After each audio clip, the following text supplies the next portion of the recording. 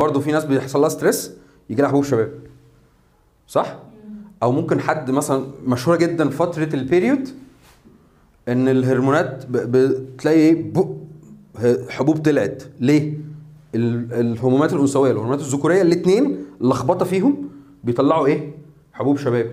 حاجه زي البرولاكتين ده الهرمون اللبن المسؤول عن افراز اللبن في الرضاعه، ده برضو ايه؟ اللخبطه فيه الستات اللي بترضع لما تيجي تبطل بيبقى البرولاكتين لسه عالي عندها فبيطلع لها ايه؟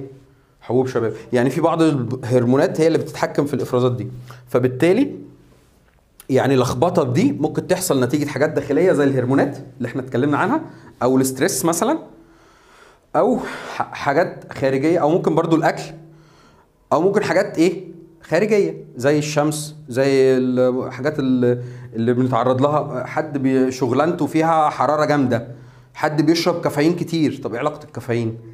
الكافيين من الحاجات مضر للبول، يعني بيخليك تخش الحمام كتير فيحصل لك جفاف، فيقلل الميه، هيقلل لك الميه دي. تمام؟